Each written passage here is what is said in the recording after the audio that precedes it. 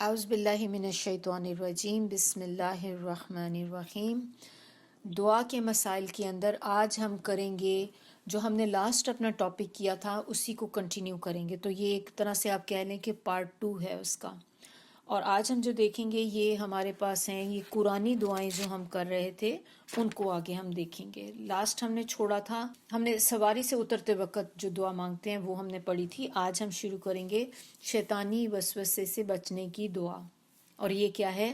ربی اعوذ بک من ہمزات الشیاطین و اعوذ بک ربی ان یحضرون، اور یہ سورہ مومنون کی آیت ہے، آیت نمبر 97 98، اور معنی اس کے کیا ہیں کہ اے میرے رب، میں شیطان کی اکساہٹوں سے تیری پناہ مانگتا ہوں اور اس بات سے بھی پناہ مانگتا ہوں کہ وہ میرے پاس آئیں۔ اس کے بعد نیکسٹ دعا ہمارے پاس جو ہے وہ ہے رحمت کی دعا، رحمت طلب کرنے کی دعا، اور وہ کیا ہے؟ وہ سورہ مومنون کی ہی وہ بھی آیت ہے، آیت نمبر 118، رب اغفر وارحم وانت خیر الراحمین، اے میرے رب مجھے بخش دے، مجھ پہ رحم فرما، تو سب سے بہتر رحم فرمانے والا ہے۔ عذاب جہنم سے بچنے کی دعا، اب اس سے کیسے عذاب جہنم سے بچا جائے؟ یہ ہمارے پاس دعا جو ہے سورہ فرقان سے ہے، سورہ فرقان کی آیت نمبر 65 اور 66، ربنا اصرف عنا عذاب جہنم ان عذابها کان غراما انہا ساءت مستقرا و مقاما، اے ہمارے پروردگار ہم سے جہنم کا عذاب دور رکھنا، کیونکہ اس کا عذاب چمٹ جانے والا ہے۔ بے شک جہنم بہت ہی برا ٹھکانہ ہے اور بہت ہی بری جگہ ہے۔ اب اپنے بیوی بچوں کے حق میں بھلائی کی دعا کرنا، بہت خوبصورت دعا ہے یہ ہمارے پاس یہ بھی سورہ فرقان ہی کی ہے، آیت نمبر 74، ربنا ہب لنا من ازواجنا وذریاتنا قرۃ اعین وجعلنا للمتقین اماما، اے ہمارے رب ہمیں ہماری بیویوں اور اولادوں کی طرف سے آنکھوں کی ٹھنڈک عطا فرما اور ہمیں متقی لوگوں کا امام بنا دے۔ اب جب ہم کوئی بھی نیک کام کرتے ہیں تو پھر اس کے لیے بھی ہمیں دعا کرنی چاہیے اللہ تعالیٰ سے کہ اللہ تعالیٰ میں یہ کام کر تو رہی ہوں، اللہ تعالیٰ آپ اس کو ہم سے قبول کر لینا، کیونکہ دیکھیں ہمیں پتہ تو نہیں ہوتا کہ ہم دعا کر رہے ہیں یا ہم کوئی کام نیکی کا کر رہے ہیں، کہنے کو تو سو کالڈ یہ ایک نیکی کا کام ہے، لیکن ہو سکتا ہے کہ اس میں ہماری کوئی انٹینشن میں تھوڑی بہت کہیں پہ بھی کمی بیشی ہو جائے، تو اگر آپ کی انٹینشن خالص نہیں ہے تو وہ پھر آپ کا عمل جو ہے وہ قبول نہیں ہوگا۔ تو کوئی بھی آپ کام کریں تو آپ اس کو اپنے ساتھ دعا ضرور کریں اللہ تعالیٰ سے کہ اللہ تعالیٰ قبول کر لے۔ اور یہ ہمیں کس سے پتہ چلتا ہے؟ کون سے پیغمبر ہیں قرآن میں جن سے ہمیں یہ بات پتہ چلتی ہے؟ سورہ بقرہ میں ہم نے ان کے بارے میں پڑھا تھا، حضرت ابراہیم علیہ السلام کے بارے میں، کہ حضرت ابراہیم علیہ السلام جب کعبہ کی بنیاد رکھ رہے تھے، کعبہ کو اس کی دیواریں اٹھا رہے تھے، وہ اور اسماعیل علیہ السلام ان کے ساتھ تھے، تو اس وقت وہ یہ دعا پڑھتے جا رہے تھے۔ وہ کون سی دعا تھی؟ ربنا تقبل منا انک انت السمیع العلیم، سورہ بقرہ آیا نمبر 127، اے ہمارے رب ہماری یہ خدمت قبول فرما، بے شک تو دعا کو سننے والا اور نیت کو جاننے والا ہے۔ رزق کو طلب کرنے کی دعا، کسی کے پاس جاب نہیں ہے، کسی کے پاس کوئی بھی پرابلم ہو رہی ہے، فائنینشیل کرائسس ہے، کسی بھی قسم کا ہینڈ ٹو ماؤتھ ہے، تو اس کے لیے اب کون سی دعا کریں؟ یہ سورہ قصص ہے، قصص کی آیت نمبر 24، ربی انی لما انزلت الی من خیر فقیر، یہ دعا بہت خوبصورت دعا ہے یہ بھی۔ پہلے گزر جانے والے بزرگوں کے لیے بعد میں آنے والوں کی دعا، کیسے ہم اپنے جو گزر گئے بزرگ ہمارے بڑے جو خاندان کے کہ ان کے لیے ہم کیسے ہم دعا کر سکتے ہیں؟ ربنا اغفر لنا ولاخواننا الذین سبقونا بالایمان ولا تجعل فی قلوبنا غلا للذین آمنوا ربنا انک رؤوف رحیم، اے ہمارے رب ہمیں اور ہمارے ان بھائیوں کو بھی بخش دے جو ہم سے پہلے ایمان لا چکے ہیں، اور اہل ایمان کے بارے میں ہمارے دلوں میں کسی قسم کا کینہ نہ آنے دے۔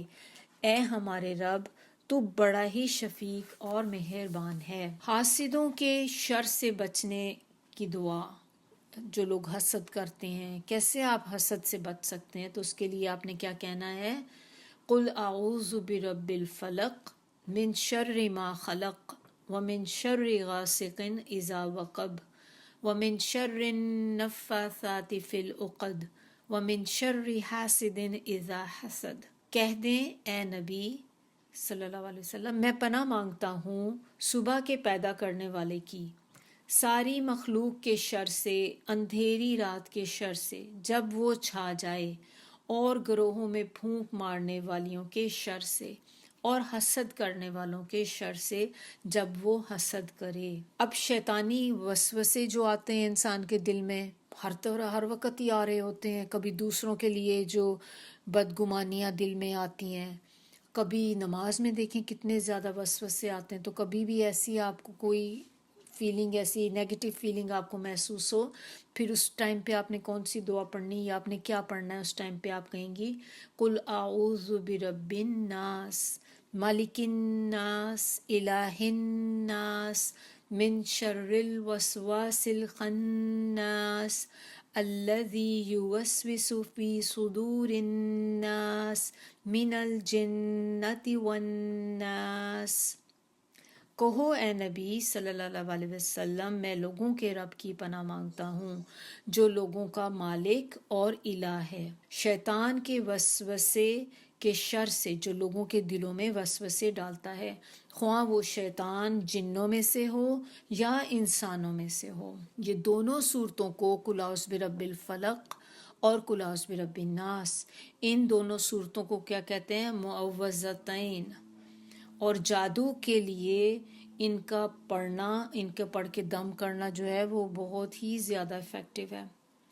اب اہل ایمان کی دعا، ربنا اتمم لنا نورنا واغفر لنا انک علی کل شیء قدیر۔ سورہ تحریم آیہ نمبر 8۔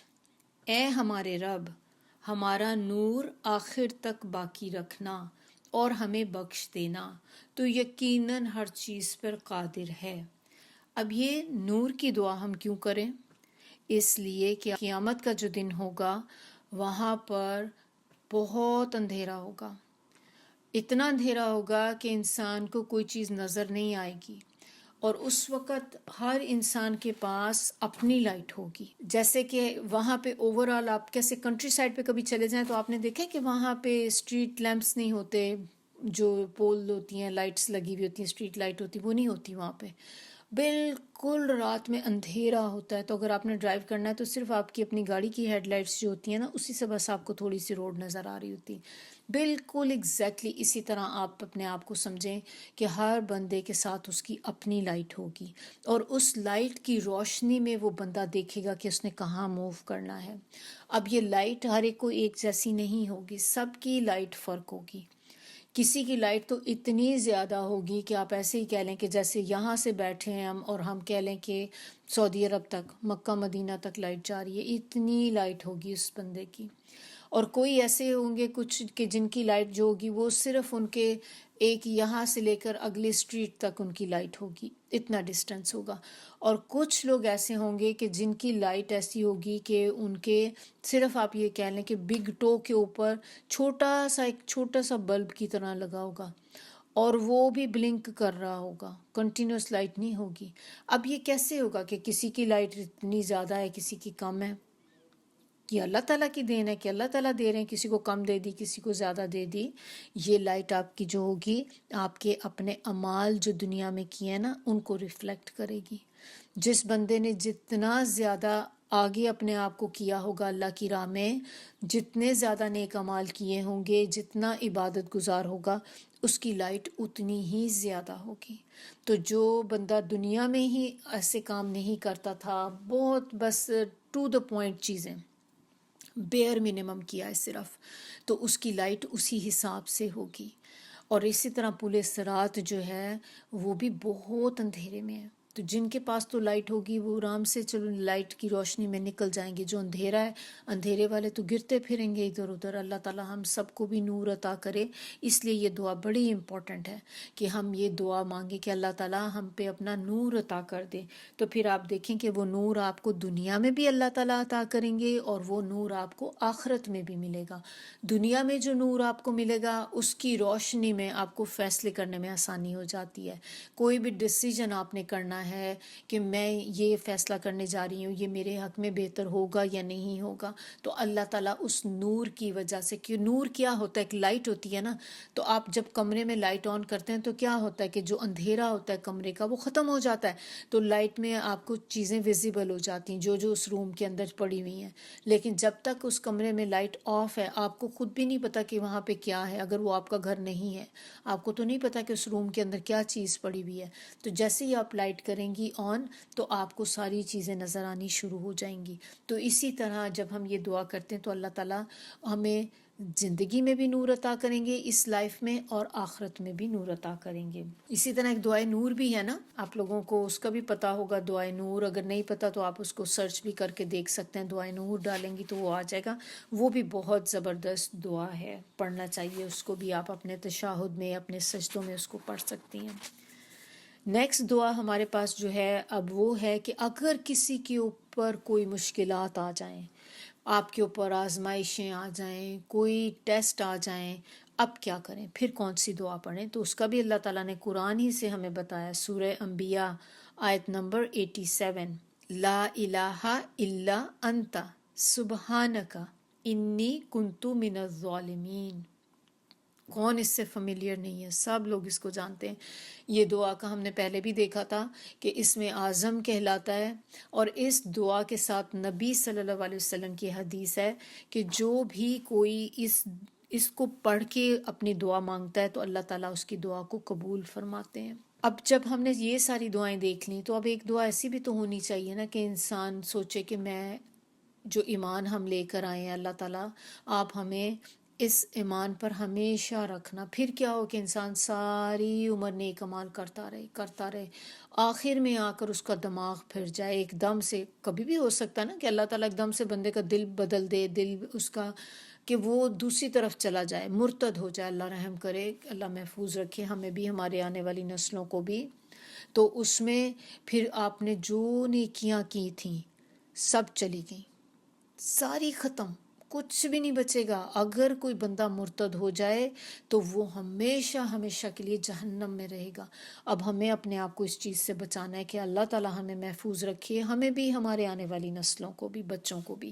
اب اس کے لیے ہمارے لیے اللہ تعالیٰ نے بہت اچھی ایک دعا بتائی ہے سورہ آل عمران کے اندر، آیت نمبر 8، ربنا لا تزغ قلوبنا بعد اذ ہدیتنا وہب لنا من لدنک رحمتا انک انت الوہاب۔ اے ہمارے رب، ہدایت عطا فرمانے کے بعد ہمارے دلوں کو گمراہ نہ کر، اور ہمیں اپنی طرف سے رحمت عطا فرما، بے شک تو ہی حقیقی داتا ہے۔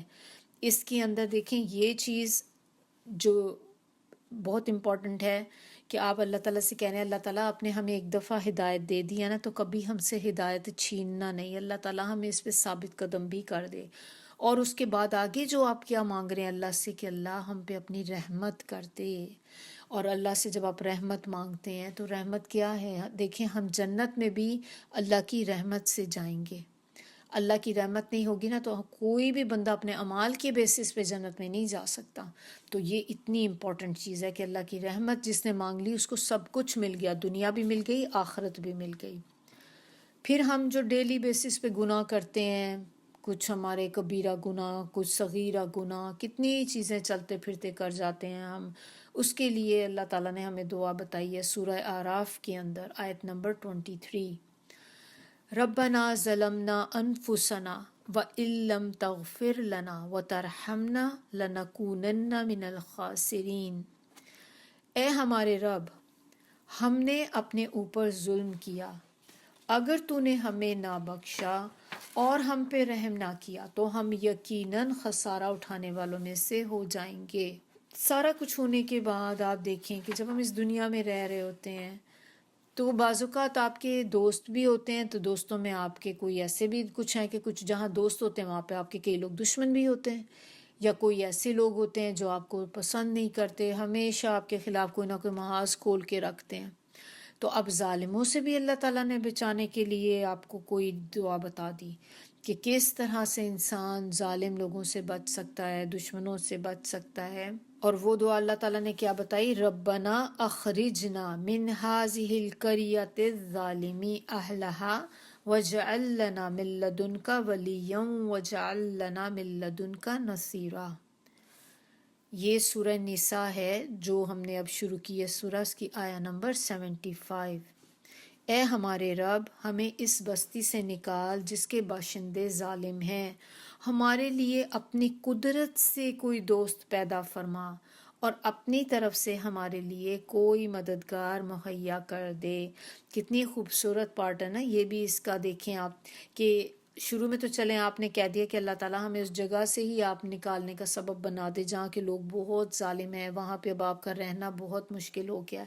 اس کے بعد آپ کیا کہہ رہے ہیں کہ اللہ تعالیٰ آپ اپنی طرف سے، اپنے یعنی کہ غائب سے اللہ تعالیٰ اپنی قدرت سے ہمارے لیے کوئی دوست پیدا فرما اور اپنی طرف سے ہمارے لیے کوئی مددگار مہیا کر دے۔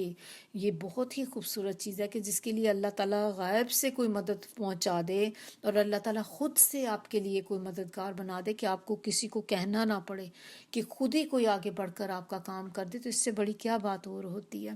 تو اللہ تعالیٰ ہمارے لیے بھی کوئی ایسا کرے کہ ہم بھی جہاں بھی بس اللہ تعالیٰ ہمیں اپنی غائب سے ہی اللہ تعالیٰ ساری نعمتیں رحمتیں اللہ تعالیٰ عطا کرے کہ ہمیں کبھی بھی کسی کے آگے اپنا سوال نہ ڈالنا پڑے، بس سوال ہو تو صرف اللہ کے آگے، اور اللہ تعالیٰ کبھی ایسی نوبت ہی نہ لے کر آئے کہ ہمیں کبھی بھی کسی کے آگے ہاتھ اٹھانے، اس کے سامنے ہاتھ پھیلانے پڑیں کہ ہمیں ہماری کوئی یا کوئی ایسی حاجت پیش آ جائے کہ آپ کو کسی کو ڈپینڈنٹ ہونا پڑے آپ کو۔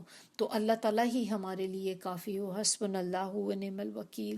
اور اللہ تعالیٰ اپنی غائب سے ہی مدد فرما دے ہم سب کی، اللہ تعالیٰ ہم سب کے لیے آسانیاں فرما دے۔ ظالموں سے نجات پانے کے لیے جو نیکسٹ ہمارے پاس دعا ہے وہ ہے ربنا لا تجعلنا فتنة للقوم الظالمین ونجنا برحمتک من القوم الکافرین۔ اے ہمارے رب، ہمیں ظالم لوگوں کا تختہ مشق نہ بنا اور اپنی رحمت کے صدقے کافر لوگوں سے ہمیں نجات دے۔ سورہ یونس ہے، آیہ نمبر 85-86۔ نیکسٹ دعا ہے ربی نجنی من القوم الظالمین۔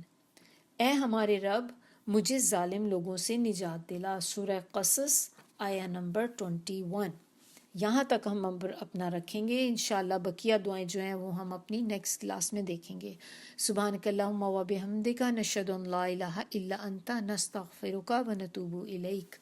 ربنا تقبل منا انک انت السمیع العلیم وتب علینا انک انت التواب الرحیم۔ السلام علیکم ورحمۃ اللہ وبرکاتہ۔